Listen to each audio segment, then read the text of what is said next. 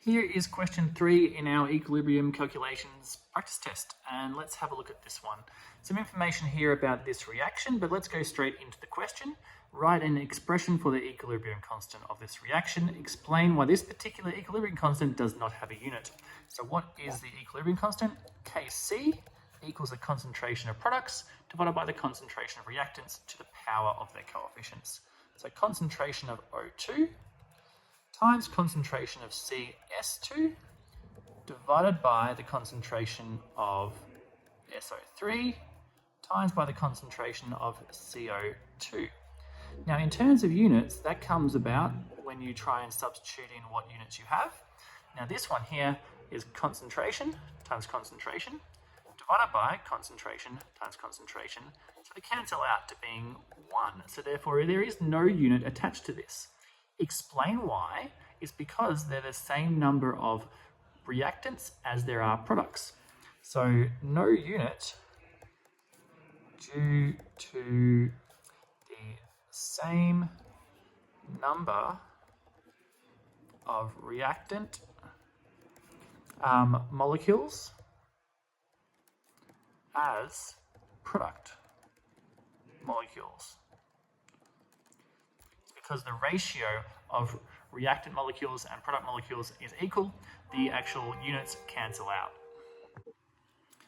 Part B, an equilibrium mixture of these gases was made mixing sulfur trioxide, carbon dioxide. An equilibrium mixture consists of this much CS2, this much SO3, and this much CO2, and an unknown amount of that.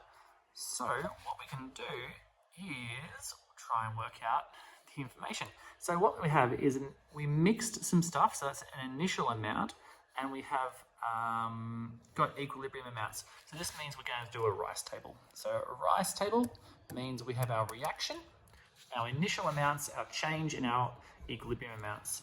So here I'll write out my reaction. SO3 plus CO2 forms O2 plus CS2. What did I start off with? An unknown amount of sulfur trioxide and carbon dioxide. So it's an X amounts of those, so X and Y, they could be different amounts, I don't know. And then we didn't have any O2 or CS2. So we're starting out initially with this amount, and then the question also tells us how much we have at equilibrium. So we have got this much, so where is it? 0.028 mole, which is noticeable mole, not concentration, so I need to deal with that later on, of this stuff. We have 0.22 mole of sulfur trioxide, so 0.022 mole there, and carbon dioxide was 0.014 mole of that stuff.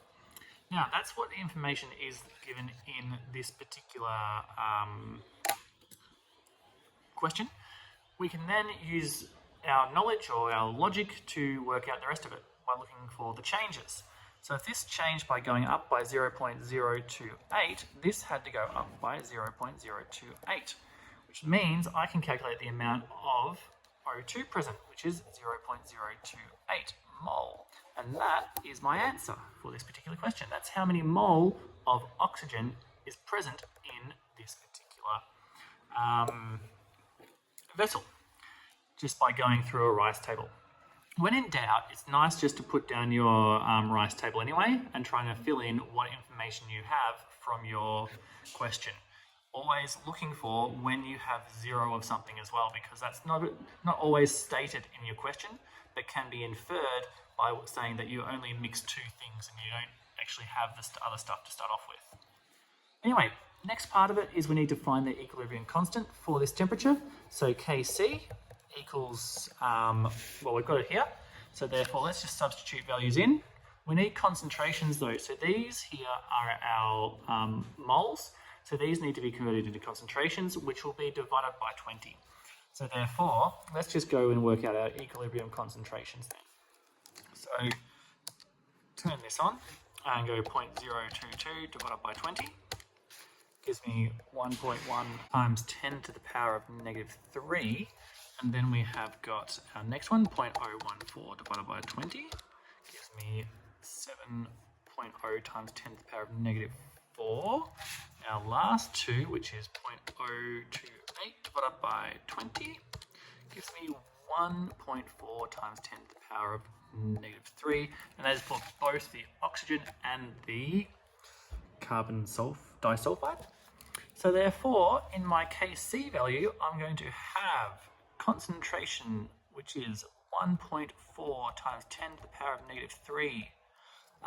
Because that's the same value here and here, I'm just going to say that's going to be that squared, divided by this one times that one. So 1.1 times 10 to the power of negative 3 times by 7.0 times 10 to the power of negative 4. I'll bang all this into my calculator using some amazing brackets as well. So I'll open a bracket, 1.4 times 10 to the power of negative 3 bracket, and I'll square that away. That gives me my top value. I'm going to divide that by bracket 1.1. Actually, I'll have two brackets because I need to say I'm going to divide it by all of this. So what's going to happen is in my calculator, I'm going to put all that in brackets, but I'm also then going to put that in brackets and that in brackets because I think I need to. So 1.1 times 10 to the negative 3 bracket times 7.0 times 10 to the negative 4, and then close off my two brackets there. That should give me 2.55, and that is my Kc value for this. And that's me trying to use a basic calculator to do this crazy calculation. Hopefully that makes sense. Let's move on. And let's say at some stage after equilibrium has first been established, the temperature of the vessel was suddenly increased. Alrighty, increase in the temperature. We are going to favour the endothermic reaction with an increase in temperature. So what's going to happen here? Would the value of the equilibrium constant increase, decrease, or remain constant? Alrighty, so let's have a look at our reaction.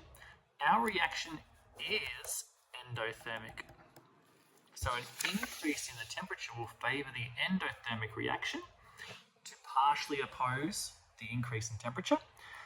Therefore, we're going to favour the Ford's reaction, and therefore the Kc value will increase. So let's try and put that down because we need to reference Le Chatelier's principle. So an increase in temperature will favour